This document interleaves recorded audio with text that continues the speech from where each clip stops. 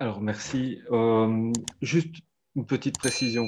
Effectivement, dans la préparation de la vidéo, je t'avais dit que j'allais parler de la dyspepsie et je n'en ai pas parlé. Mais, mais c'est bien, tu as rebondi dessus. Donc voilà, c'est quelque chose d'important. Tu nous as parlé d'une partie des applications. Est-ce qu'il y a d'autres applications? Quelles sont réellement dans lesquelles on peut aller vers, avec Oui, la papaye? les applications, classiquement, c'est Mhm, enfin, ce que j'avais expliqué dans les effets métaboliques.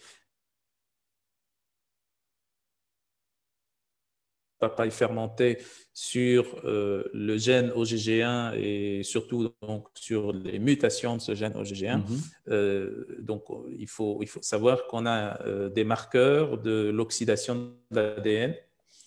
Donc, quand l'ADN est attaqué par les radicaux libres, ça produit des molécules, des métabolites qui sont éliminés notamment dans les urines.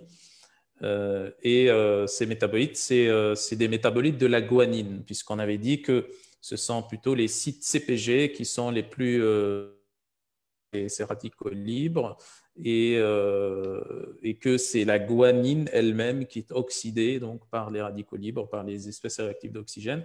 Et donc cette guanine, cette oxydation de la guanine donne des métabolites tels que par exemple la 8-oxoguanine ou la 4-oxoguanine qui sont des métabolites et qui sont des biomarqueurs en fait de l'oxydation de l'ADN. Et donc, comme mesure en laboratoire. Et donc, comme tu disais au tout début de ta présentation, donc ça permet de réduire la 8-oxoguanine et la mhm. 4-oxoguanine aussi, parce que tout simplement, ça permet de réduire l'oxydation de l'ADN, ça permet de la réparation rapide de l'ADN ou des molécules de guanine qui sont oxydées. Donc, chez des patients, des personnes qui ont la mutation de OGG1, donc il y a une mutation qui est bien connue, la sérine 326 cystéine, qui est la mutation qui est la plus connue de OGG1, qui fait que qu'on a un processus de production de l'ADN glycosylase, qui est la première enzyme de la réparation de l'ADN, qui va être réduit, ralenti. Mhm. Et donc, chez ces patients-là, on va avoir une 8-oxoguanine élevée. Et donc, c'est une indication justement de la papaye fermentée. Alors, pas uniquement chez ces patients qui ont ces mutations, bien entendu, mais chez n'importe quelle personne qui a des taux élevés de 4 ou 8 oxoguanines. Donc, des patients, des personnes qui ont des taux d'oxydation de l'ADN élevés, plus élevés que la norme.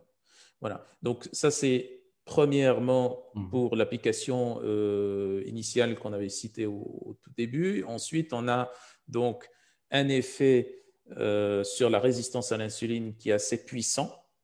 Un effet aussi hypocholestérolémiant également, un effet anti-cancérogène, ça on en avait parlé aussi pour le cancer de la vésicule biliaire et du côlon, pour aussi renforcer le système immunitaire, surtout dans les périodes froides, lors des périodes froides ou chez les patients qui sont à risque d'infection ou qui ont des infections à répétition ou des patients qui sont plus susceptibles à des infections virales, par exemple, etc. Donc, ça permet de prévenir des infections, ça permet de renforcer le système immunitaire. Et puis, donc certains, par exemple, certains exemples de certains,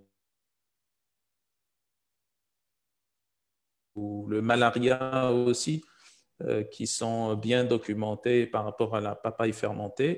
On a aussi un effet antiparasitaire, toujours dans cet effet Mhm. aussi de renforcement du système immunitaire. Donc, pour la maladie de Lyme ou pour d'autres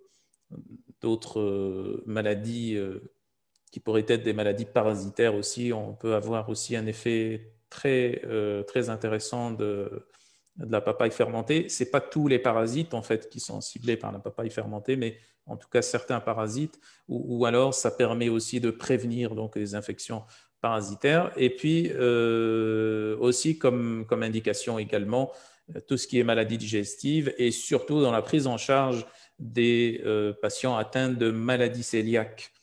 Donc, on sait que la maladie cœliaque, on a des problèmes qui sont un peu complexes, plusieurs composantes qui interviennent, notamment la composante auto-immune, inflammatoire, la dysbiose, vraiment une dysbiose avancée, une diminution